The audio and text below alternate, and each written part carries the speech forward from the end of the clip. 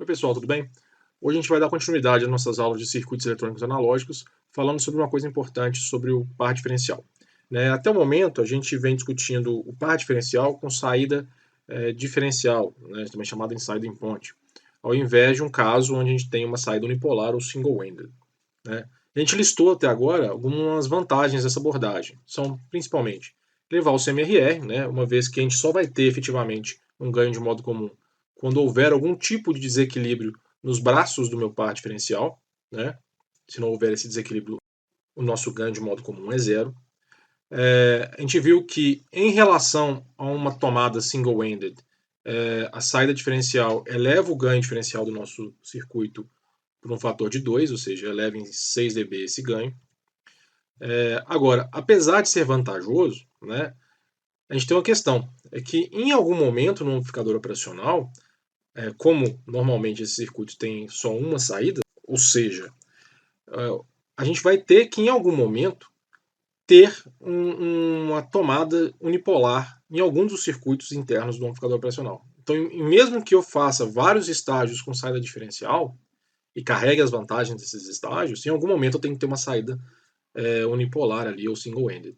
E aí a gente tem que discutir como que a gente pode fazer essa tomada, essa saída single-ended, acontecer sem carregar os problemas que a gente discutiu até o momento. E é isso que a gente vai discutir hoje. Então, só para a gente relembrar as desvantagens, então, um exemplo aqui de um par diferencial simples com saída single-ended, vocês podem perceber uma coisa que a gente não explorou muito até o momento, é que a gente tem nesse exemplo aí cargas desequilibradas. Percebam que o transistor Q2 tem uma carga RD e o transistor Q1 não tem carga alguma, está diretamente conectado na tensão VDD. Como eu estou fazendo uma saída single-ended, a carga de Q1 não me importa, porque eu não vou tomar a tensão no dreno daquele transistor. Então, quando tem saída single-ended, eu posso ter carga desequilibrada sem nenhum problema, beleza? Tá, mas voltando aqui à nossa discussão, quais são as desvantagens dessa configuração? Primeiro, eu tenho uma redução do ganho diferencial em 6 dB. Outra questão é que mesmo se o par diferencial for casado, ou seja, Q1 for exatamente igual a Q2, há o aparecimento de um ganho de modo comum. E esse ganho tem aproximadamente esse valor aqui. Então, isso não é muito positivo, porque eu gostaria que esse ganho de modo comum fosse muito baixo.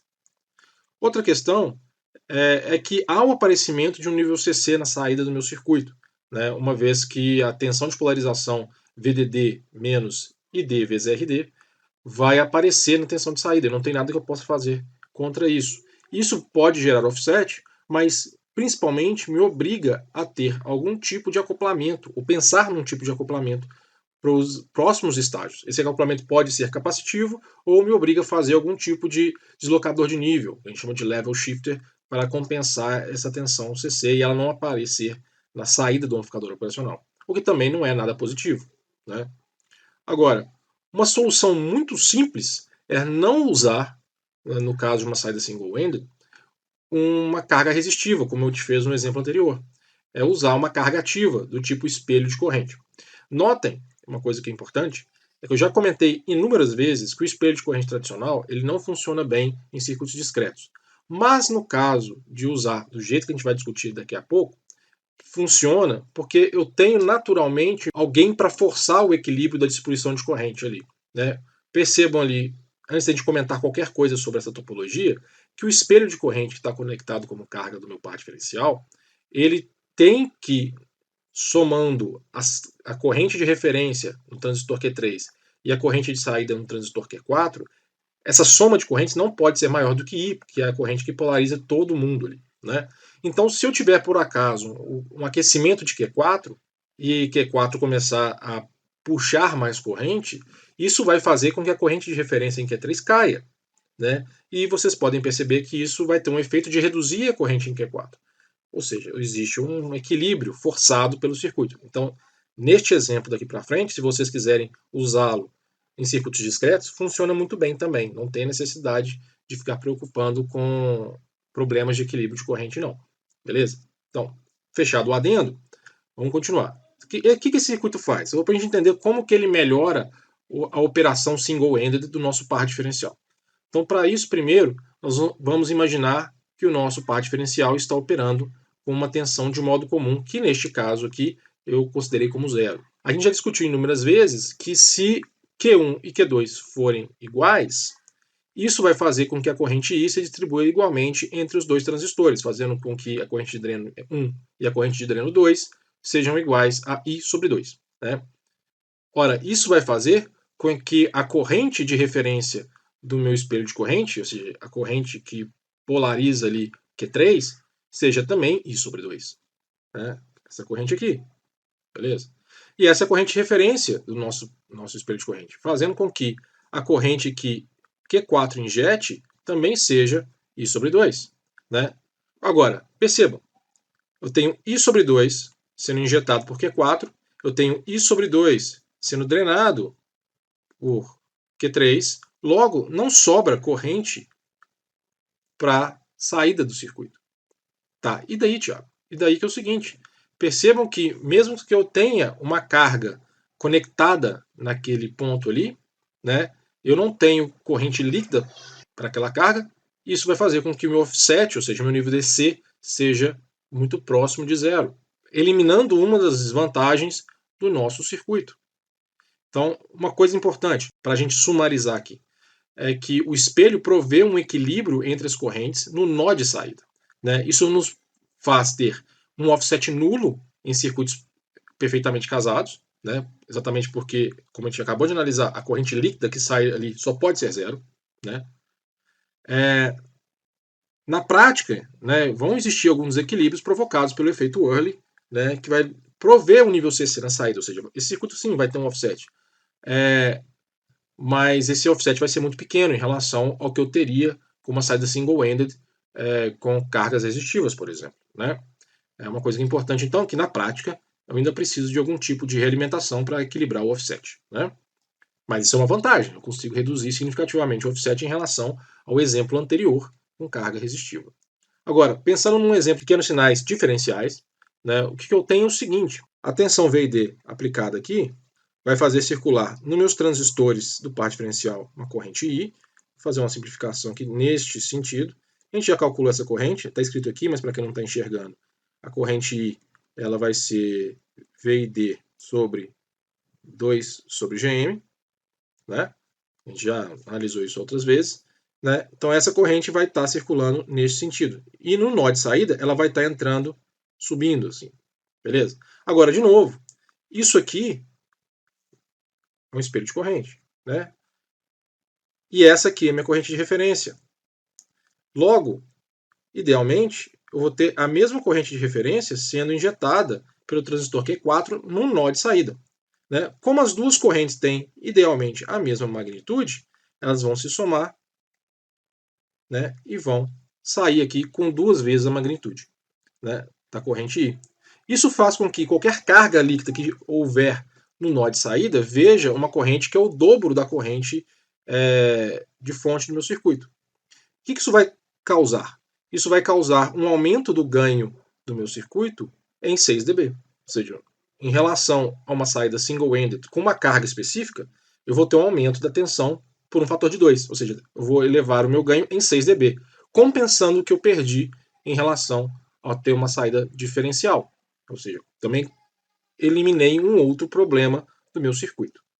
Ou seja, a carga ativa, ela elimina o problema de se ter um nível de offset elevado, elimina o problema de eu ter uma redução do ganho diferencial do meu circuito, né? Então, o que a gente falta não discutir é como que ela vai afetar a CMRR e outros fatores do nosso elemento, né? Então, uma coisa importante para fazer a análise de pequenos sinais, a gente fez uma consideração muito simplificada ali, né?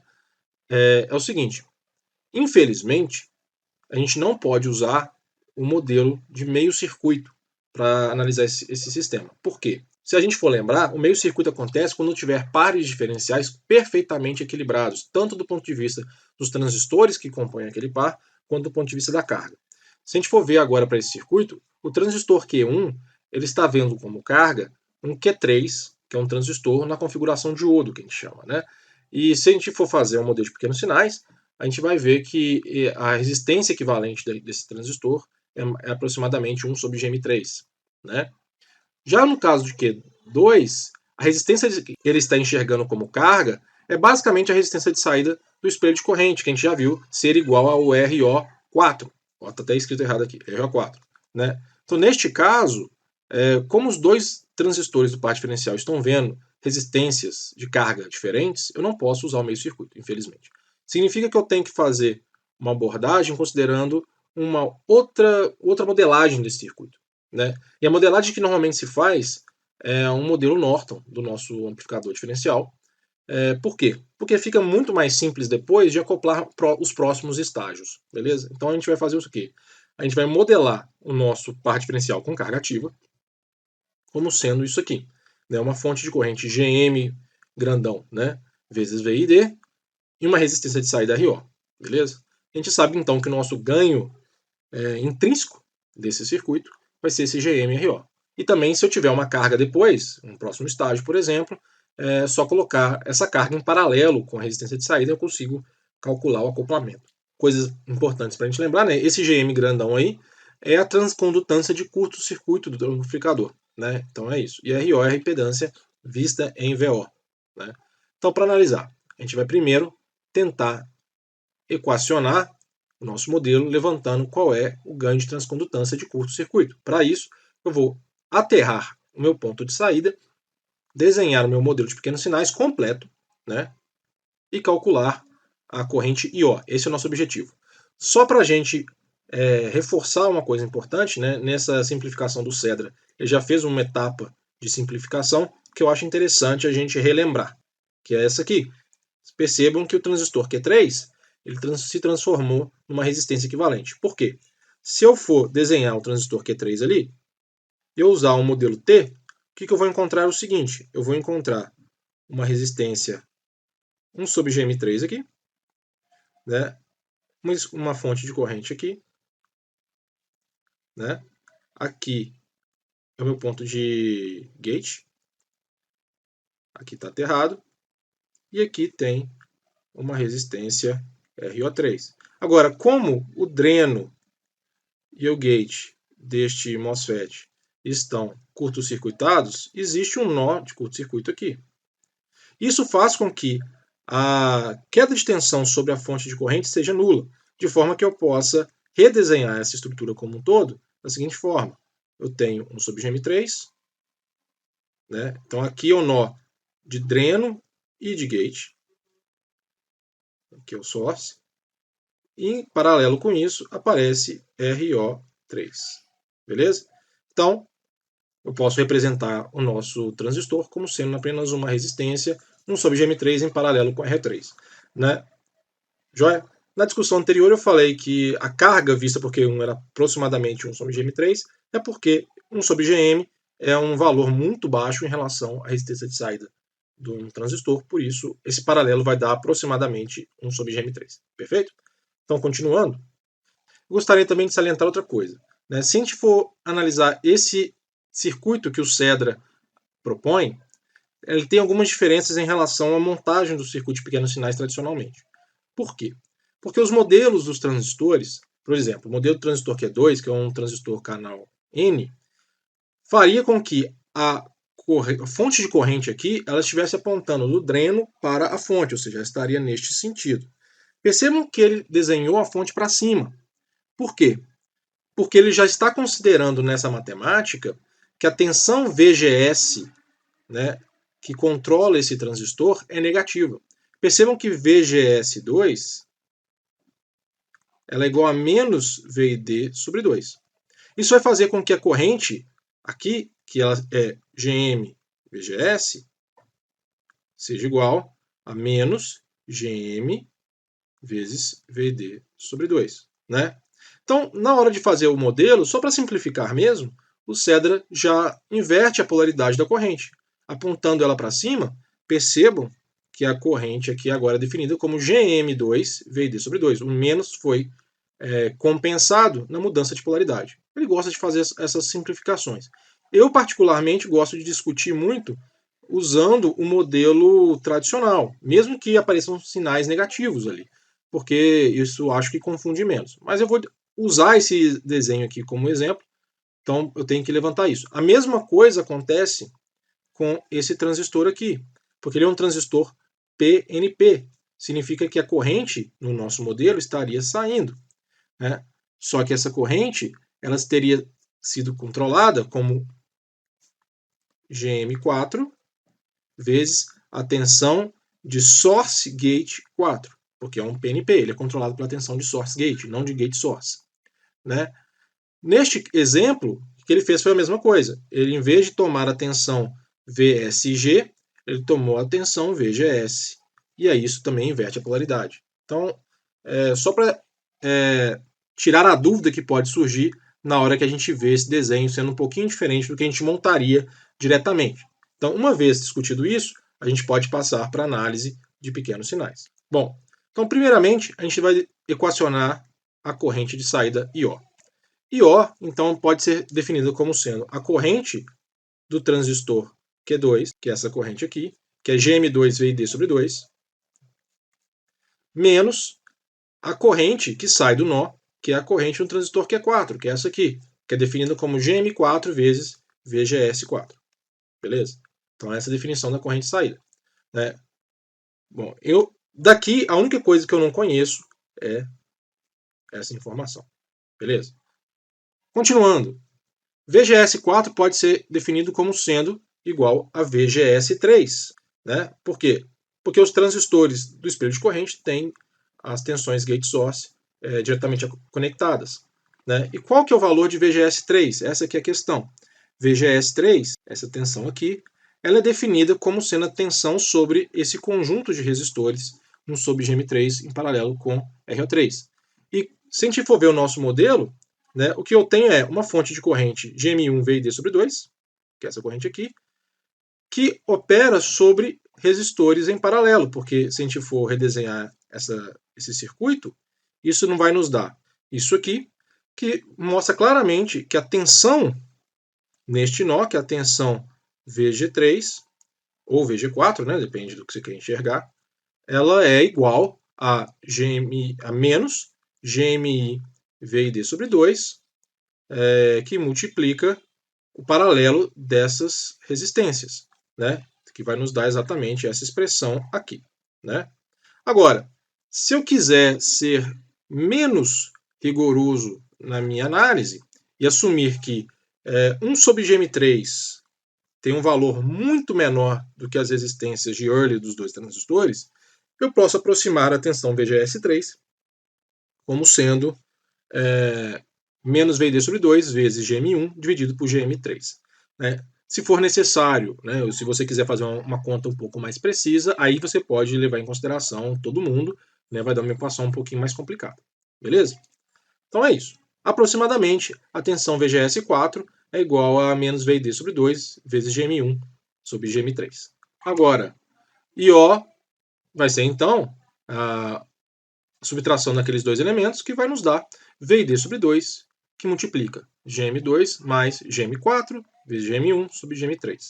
Se a gente fizer uma simplificação, assumindo que todos os transistores aqui são iguais, né, como eles estão vendo a mesma corrente de polarização, a gente já discutiu isso antes, e isso vai nos dar um ganho de transcondutância para cada transistor igual a GM. Né, eles são iguais entre si e são iguais a GM. Se eu fizer essa simplificação, eu vou encontrar que a minha corrente de saída ela vai ser igual a GM VD.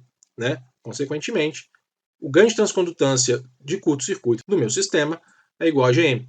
Né? Ou seja, o ganho de transcondutância dos transistores individualmente. Né?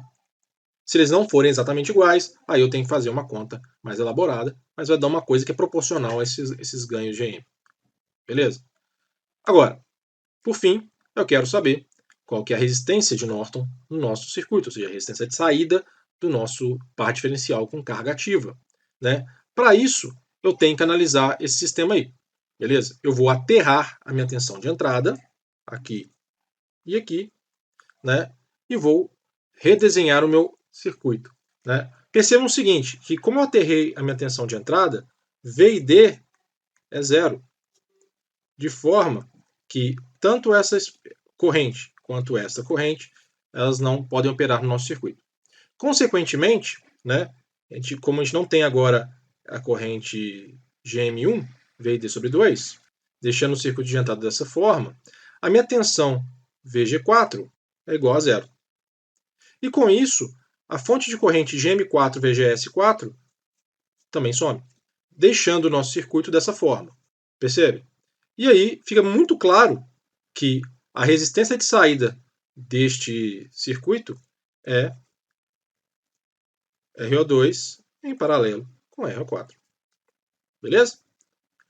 Então, se os transistores forem iguais, RO2 e R4 vão ser iguais a RO, eu posso aproximar então a resistência de saída como sendo meio RO, né? Onde ROzinho ali é a resistência de early dos transistores, né? Agora, calculando o ganho intrínseco desse circuito, né, VO sobre VD, como sendo o ganho de transcondutância de curto-circuito vezes esse RO grandão aí, eu tenho que o ganho vai ser igual a meio GM-RO, que vai ser exatamente o ganho de um par diferencial com saída diferencial com resistência da mesma magnitude. Né? Lembrando, né, que aí a ideia da carga ativa é exatamente fazer a compensação da perda de 6 dB que a saída single-ended traria numa aplicação com cargas resistivas. Né? Então, esse é o ganho, efetivamente, do nosso circuito. Agora, e no TBJ? A análise do TBJ é exatamente igual. Né? Lógico que o TBJ tem questões de distribuição de corrente que podem ser levadas em consideração, mas também fazendo uma análise mais simplificada, né, a gente também acha o ganho da mesma magnitude, né, para o TBJ.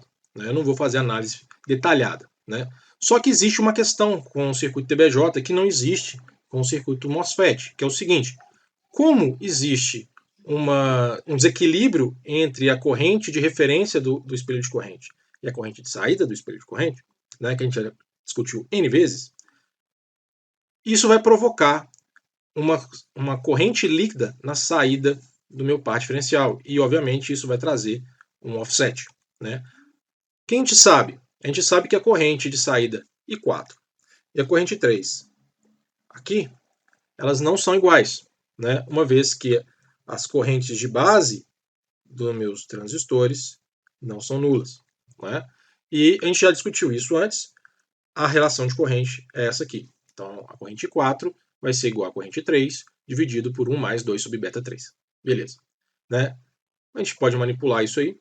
E como I3 é igual a alfa I sobre 2, né? Porque pensando que Q1 e Q2 são exatamente iguais, isso vai fazer com que I4 respeite essa expressão aqui. Beleza? Mas a corrente I2, que é essa corrente aqui, ela vai ser igual a I3. Logo, vai existir uma corrente ΔI na saída do meu circuito que pode ser calculada como sendo I2 menos I4, que vai nos dar algo aproximado a αI sobre beta 3. Joia? Consequentemente, eu posso calcular uma tensão de offset de entrada, simplesmente pegando a tensão que ΔI iria provocar, que é basicamente isso multiplicado pela resistência de saída do meu circuito, né, que a gente já calculou, e dividir isso pelo ganho diferencial que a gente já calculou anteriormente. Isso vai nos dar uma equação que é basicamente ΔI menos ΔI sobre GM, e isso vai ser igual, se a gente fizer a matemática necessária, a menos 2 VT sobre beta 3, onde VT é aproximadamente 25 milivolts para a temperatura ambiente. Ou seja, vai existir um offset intrínseco à nossa operação com um par diferencial com carga ativa usando circuitos TBJ. Mas esse espelho de corrente reduz a tensão de offset em relação a uma saída single-ended com TBJ da mesma forma. Né? Uma vez que, como a gente pode pensar, né, a tensão VT é muito pequena e se beta for elevado, a minha tensão de offset de entrada é uma tensão muito baixa. Beleza? Bom, gente, então eu vou parando a aula por aqui. Então a gente já discutiu quais são as vantagens de se usar um espelho de corrente como carga ativa de um par diferencial. A gente consegue ter uma redução do offset de saída em relação a uma tomada single-ended com cargas resistivas. Né? A gente tem um aumento do ganho diferencial, compensando a perda de 6 dB que uma saída single-ended tem em relação a uma saída diferencial. E a gente falta discutir ainda como que esse circuito agora vai se comportar do ponto de vista de rejeição de modo comum, né? E eu vou deixar para fazer essa análise, que é um pouco mais extensa, na próxima aula. Beleza? Então, até lá. Um grande abraço. Tchau. Se você gostou desse vídeo, não deixe de conferir o nosso curso A Tecnologia por Trás dos Amplificadores de Potência, que está disponível lá no nosso site de forma gratuita. Tem toda essa série de vídeos, mais materiais complementares para vocês poderem estudar. Vai lá e dá uma conferida.